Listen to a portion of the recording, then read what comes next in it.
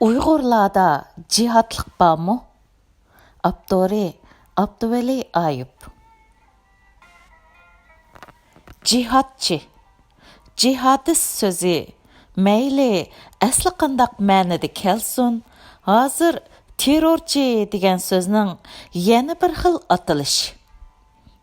Uyg'urning bugun tarixda mislsiz zulmga uchrashi hayotimizning hamma taraflarini dunyoning diqqatiga tashladi.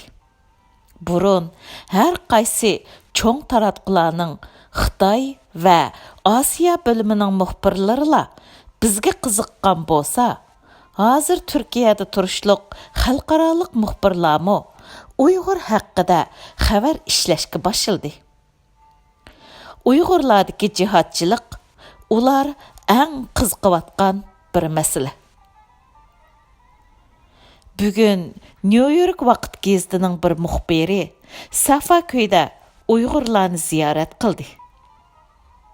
Ziyoratga bir yosh inimiz va yana bir peshqadam ustoz qatnashdi va Uyg'urlarning dardini shaxsiy kechmishi orqali ortiqcha ko'p turmay, tarixiy suiqasd so'zlamay, azaldan shundoq qarshi edim, azaldan bo'layotgan zulm edi shaklida emas, o'zi ko'rganni rostni rost qilib so'zladi.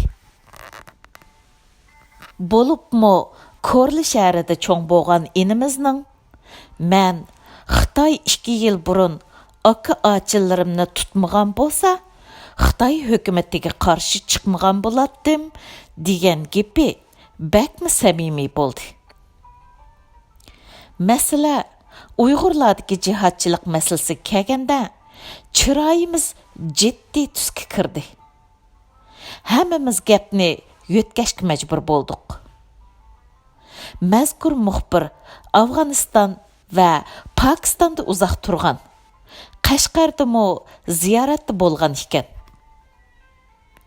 U 90-yillarda Pokistonda turgan bo'lib, xeyli ko'p Uyg'ur yoshlarining Pokistonda jihadimizni targ'ib qiladigan madrasalarda o'qiganligidan va shu yerdan Talibanga qatnashganligidan xabardor ekan. Peshqadam ustozimiz bu masalani Uyg'urlarning vatanda din o'qish sharoiti bo'lmaganligi uchun shu yerlarga berib qolganligiga bog'ladi. Ammo ustozdan vatanda odatda nima kasb qilganligi so'ralganda 2000-yillargacha talib tarbiyalash bilan bo'lganligi deyildi. Bu ikki gap bir-biriga zid bo'lib qoldi. Muxbir peshqadam ustozdan Uyg'urlar nima uchun zo'ravonlik bilan Xitoyga qarshi turdi degan savolni so'radi.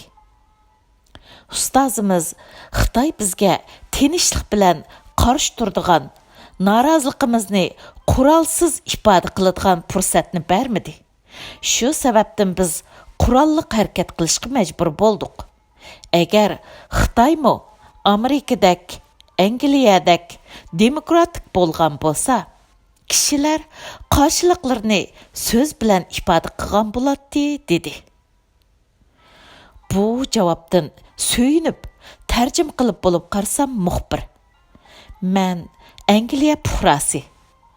Davlatimizda musulmonlarga fikr erkinligi berilgan bo'lsa-mu, yanala terrorlik vaqalar yuz beryapti. Buni qanday tushundirsiz?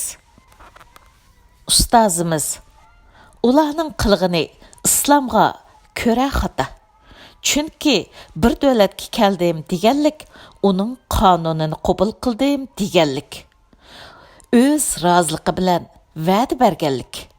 Ahdiga xilof qilg'uchi dinimizda jazolanishi kerak. Ularning qilg'ini musulmonning qiliqi emas deb tushuncha berdi. Ziyorat Uyg'ur dardmanlarning tortgan arziyatlari, muxbirlarning ta'sirlanib to'kkan ko'z yoshlari bilan natijalik oxirlashdi. yo'lda muxbir manga.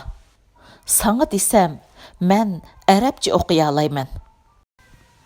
Biz ziyorat qilgan kitobxonaga diqqat qildim.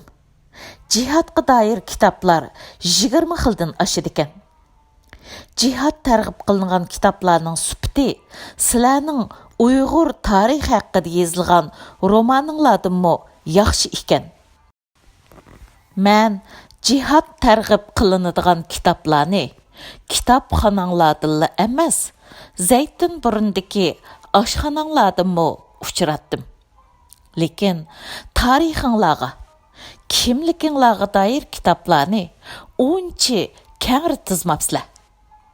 Men Qashqarga 1993-yili tunchi qitim borgan. U chaqda Qashqarda hech bir Uyg'ur ayol qora purkanchi bilan yuz ko'zni o'rmaydi. Qashqarliklarning o'rnishi O'rta Osiyo musulmonlariga o'xshash edi. Men Safaköydagi kitobxonaga kirgan 7 ayoldan qoriga o'ranmagan birmi Uyg'urni ko'rmadim.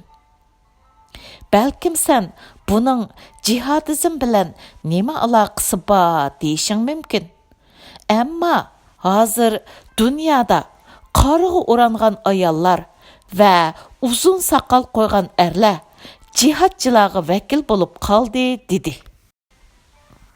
Muxbirning so'zlarini o'ylanib qoldim. Texi bir qancha kun burun uningga Uyg'urlar mayli Afg'onistonga borsin, mayli Suriyaga borsin, shu yerlarda faqat mashq qilib Xitoyga o't ochqili borgan desam, undaqda burun Afg'onistonda, keyin Suriyada o'zini qo'shib portlatishga tizimlatganlar ichida nemishqa Uyg'urlar eng ko'p mashq qilg'il borgan odam o'limga o'zini urib turamdi degan edi.